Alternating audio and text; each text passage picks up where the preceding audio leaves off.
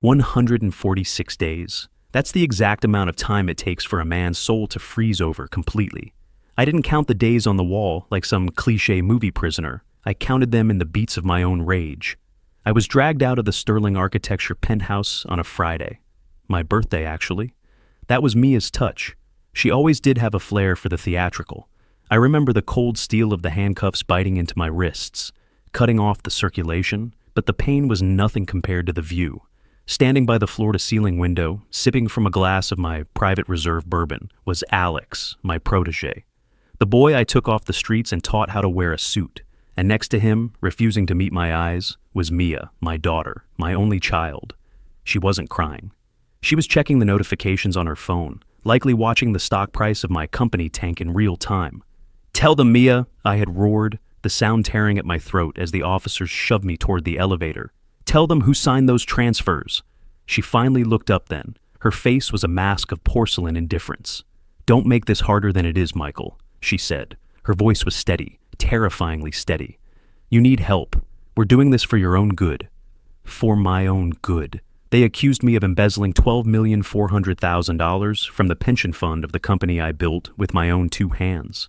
They said I had a gambling addiction. They said I was funneling money to offshore casinos in Macau and shell companies in Panama. They had the bank records, the IP logs, the digital signatures.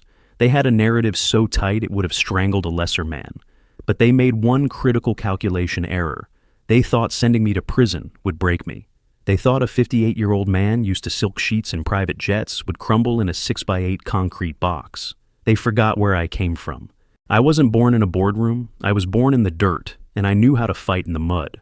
My name is Michael Sterling. I spent 30 years building the largest architectural restoration firm on the West Coast, and I spent the last year and a half planning the destruction of the two people I loved most in this world. The first week in Ironwood Correctional was a blur of noise and violence. You learn quickly to keep your mouth shut and your eyes open.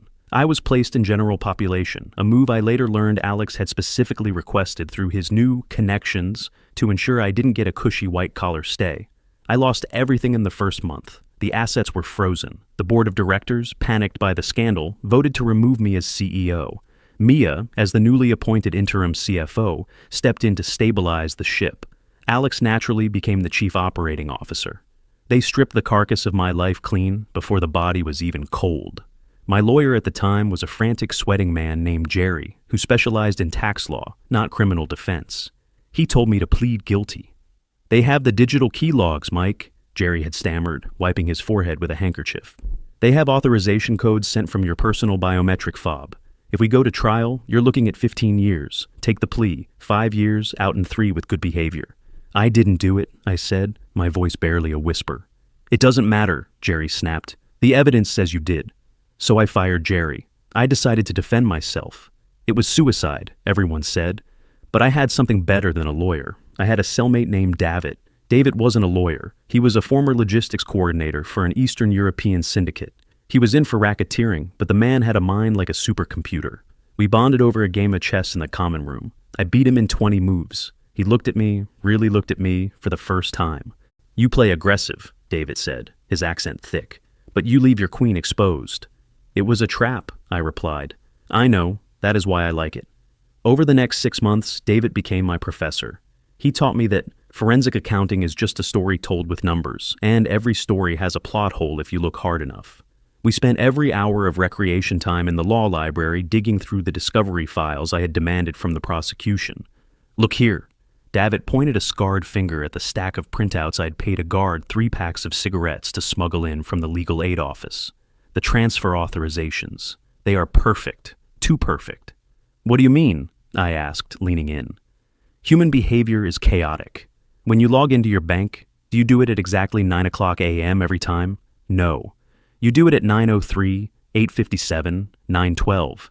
These transfers, look at the timestamps. Every single one is exactly on the hour. 14:000, 10:000. This is an automated script. So, they'll just say I set up a bot to do it." "Yes," David nodded. "But a bot needs a host. It needs a device to run from. The prosecution claims it was your laptop, the one they seized from your home office." "I was in London for the January transfers," I said, frustration boiling over. I told them that. They said I used a remote desktop application. Remote desktop leaves a shadow. David grinned, showing a gold tooth. Latency. If you control a computer in Seattle from London, there is a delay in the packet data. Milliseconds, but it is there. If the logs show zero latency, the command came from the local network, not London. It was the thread I needed, but I was stuck in a cage, and I needed someone on the outside to pull it. That's when Sarah walked back into my life. Sarah Jenkins was my former executive assistant. I had let her go 5 years prior. Not because she was bad, but because Mia had insisted Sarah was leaking confidential info. I realize now that Mia had been clearing the board of anyone loyal to me long before the betrayal. Sarah had started her own small bakery since then. She visited me on a rainy Sunday. She looked older, tired, but her eyes were sharp. "I shouldn't be here, Michael," she said, sitting behind the plexiglass. "Mia threatened to sue me if I contacted you." "She's scared," I said. "Sarah, I need you to do one thing, just one thing. I'm not smuggling anything in. I don't need smuggling. I need you to go to my storage unit, the one in Bellevue. Mia doesn't know about it. I keep backup servers there, hard copies of the entire system architecture from before Alex upgraded everything." Sarah hesitated. "If they catch me?" "They won't. The unit is under the name Vandalay Industries. Keypad code is your birthday." She cracked a small smile. "You remembered." "I remember who was loyal. Please, Sarah, get the hard drives to a man named The Prophet. Davitt gave me his number. He's a digital forensic specialist who works independently." She took a deep breath and nodded. "Okay, but you owe me, big time. When I get out of here, I'll buy you a bakery chain." The trial for my appeal was set for November. I had spent 14 months in prison. My hair had turned completely white, and I had dropped 30 pounds. I looked like a ghost, which was perfect. I wanted them to think I was dead. I walked into the courtroom wearing a cheap suit provided by the state, but I walked with my head high. Mia and Alex were there, sitting in the gallery. They looked golden, tan, rested, expensive. Mia was wearing a diamond necklace that had belonged to my mother. That sight alone almost made me lose my composure, but I held it. The new prosecutor, a shark named Mr. Sterling, no relation to my family, just a cruel coincidence of names, looked bored. He thought this was a formality, a desperate old man grasping at straws. I stood up. "Your Honor, I would like to submit new evidence regarding the digital footprint of the alleged transactions." The prosecutor rolled his eyes. "Objection. This has been litigated." "Not this evidence," I said, pulling a flash drive from my pocket.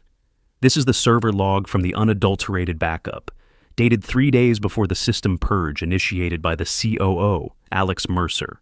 The judge, a stern woman named Justice Halloway, peered over her glasses. "Proceed." I called my expert witness. The prophet turned out to be a 24-year-old kid in a hoodie named Kevin. But when he started talking, the room went silent. "We analyzed the latency logs," Kevin explained, projecting a graph onto the screen. "The prosecution claims Mr. Sterling executed these trades remotely from London. However, the packet response time on the server shows a latency of 0.02 milliseconds. That is physically impossible for a signal traveling across the Atlantic. The speed of light isn't that fast." Mia shifted in her seat. Alex stopped smiling. "Furthermore," Kevin continued, "we recovered the MAC address of the device that actually authorized the transfers. It wasn't Mr. Sterling's laptop. It was a device named Living Room Hub 2. We cross-referenced the serial number." I turned to look directly at Alex. It was the smart home controller in Alex Mercer's penthouse.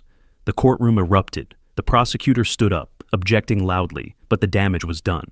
Justice Halloway banged her gavel, but her eyes were fixed on the data. "Order! Mr. Sterling, are you suggesting the COO framed you using his own home automation system?" "I'm not suggesting it, Your Honor. I'm proving it. And there's more. The biometric authorization. They claimed they used my fingerprint. But look at the timestamp on the bioscan." Kevin clicked a button. The scan was authenticated at 3:14 a.m. on October 12th. At that exact moment, Mr. Sterling's Apple Watch data, we subpoenaed from the cloud, recorded a heart rate of 58 BPM and zero movement. He was asleep. But the bioscan requires a liveness check, a pulse in the finger. How can a sleeping man authorize a transaction 3,000 miles away? Unless, I cut in, someone used a high-resolution 3D print of my fingerprint, lifted from a glass I touched, say, a glass of scotch. I looked at Alex. He had gone pale. He remembered the glass, the one he was holding the day they arrested me. He had been collecting my prints for months. The defense moves for immediate dismissal and a full criminal inquiry into Alex Mercer and Mia Sterling, I said, my voice ringing like a bell. It took another 3 weeks for the paperwork to clear, but the dominoes fell fast. Once the digital alibi cracked, the rest of their sloppily constructed lie fell apart. The offshore accounts in my name? They were set up using a passport scan that had expired 2 years ago, a file Mia had access to, but I wouldn't have used. The gambling addiction? Fabricated web traffic generated by a bot farm in Russia that Alex paid for with his personal credit card. Amateur hour. The day I was released, the sky was gray, typical for Seattle. But the air tasted sweet. Sarah was there to pick me up in her battered Honda Civic. "You look like hell, boss," she smiled, tears in her eyes. "I feel fantastic," I lied. My body ached, but my mind was sharp. "Take me to the office." "Michael, you can't. The police are there. It's a crime scene." "Exactly," I said. "I want a front row seat." We pulled up to the Sterling Architecture Building, just as the RCMP and the FBI Financial Crimes Division were swarming the lobby. It was chaos. Employees were crying, phones were ringing off the hook, and then I saw them. They were being led out the same revolving doors I had been dragged through 14 months ago. Alex looked like a child who'd been caught stealing candy sweaty, disheveled, shouting about his rights. He spotted me leaning against Sarah's car. He stopped yelling. His mouth opened, but no sound came out. Then came Mia. She wasn't in handcuffs yet, but an officer was holding her elbow firmly. She saw me. She stopped. The officer tried to urge her forward, but she planted her feet. She walked over to me, dragging the cop with her. She looked tired. The arrogance was gone, replaced by a terrified, hollow look. "Dad," she whispered. "Dad, please, you have to tell them. It was Alex. He made me do it. He said he'd kill himself if I didn't help him with his debts. I did it for us, for the family." I looked at her. I looked for the little girl who used to sit on my lap while I sketched blueprints. I looked for the young woman I had beamed at during her graduation. I didn't find them. I only found a stranger who had watched me rot for 418 days. "You know, Mia," I said softly. "The funny thing about prison is you have a lot of time to think about the details, like the fact that Alex's debts were only $2 million, but you stole 12. What was the other 10 for?" She blinked, surprised that I knew. "I saw the real estate listings, Mia. The villa in Tuscany. The one you put a deposit on the week before my arrest. Alex didn't make you do anything. You were the architect. He was just the contractor." Her face crumbled. The mask fell away, revealing pure, ugly spite. "You were never going to retire," she hissed. "You were going to hold on to that chair until you died. It was my turn." "And now it is," I said, gesturing to the police car. "You wanted a legacy, you got one. You'll be the only Sterling to ever make the front page for grand larceny." The officer pulled her away. As they shoved her into the back of the cruiser, she screamed my name. I turned my back. The aftermath was messy, as these things always are. I didn't just get my company back, I purged it. I fired the entire board of directors for negligence. I sued the bank that allowed the fraudulent transfers and settled for an undisclosed sum that was large enough to fund a new wing of the children's hospital. But the sweetest victory wasn't the money. It was the family. I had a grandson, Leo. He was 7. Mia had kept him from me even before the arrest, using him as a pawn. "Grandpa works too much," she'd tell him. With Mia and Alex facing 20 years federal time, custody of Leo fell into a legal gray area. Alex's parents were alcoholics in Nevada. Mia's mother, my ex-wife, had passed away years ago. I filed for custody immediately. The court appointed a social worker to evaluate me. A 59-year-old ex-con living in a hotel because his assets were still being unfrozen. It didn't look good. But then the letters started arriving, hundreds of them. Employees of Sterling Architecture, suppliers, clients, people I had helped over 30 years. Sarah had organized a campaign. They wrote to the judge about my character, about how I paid for surgeries, tuition fees, how I never laid off a single person during the 2008 crash. The judge granted me full guardianship. The first time I saw Leo after the release was in the social worker's office. He was small for his age, clutching a toy dinosaur, looking terrified. He had been told his grandpa was a bad man, a thief. I knelt down, my knees cracking. I stayed at his eye level. "Hey, Leo," I said softly. He looked at his shoes. "Mommy said you stole money." "Mommy was confused," I said. "I didn't steal anything. I was just away." on a long trip, but I'm back now. Are you going to send mommy to jail? That was the question I had dreaded. How do you explain betrayal to a 7-year-old? No, Leo, mommy and daddy broke some big rules, grown-up rules. And when you break big rules, you have to go on a timeout, a long one. But that doesn't mean they don't love you, and it doesn't mean you can't love them. He looked up at me, his eyes wide and wet. Can we get ice cream? I smiled, a real smile, for the first time in 418 days. We can get all the ice cream. 3 years later, I sat on the deck of my lake house. The company was running smoother than ever, with Sarah installed as the VP of operations. I had stepped back, acting only as chairman. I spent my days here, by the water. Leo was running down the dock, trying to catch frogs with a net I'd bought him. He was 10 now, happy, safe. He visited his parents once a month. I drove him to the facility, waited in the car, and drove him home. We talked about it afterwards. I never badmouthed them. I didn't need to. The truth has a weight of its own. He would figure it out when he was older. My phone buzzed. It was a letter from Mia. She wrote every week, begging, apologizing, blaming Alex, then blaming me, then apologizing again. I looked at the envelope icon on the screen. In the old days, I would have read it. I would have analyzed it, looked for the angle, tried to fix it. That was my fatal flaw. I thought I could fix everything, even people. I swiped left. Delete. I stood up and walked down to the dock.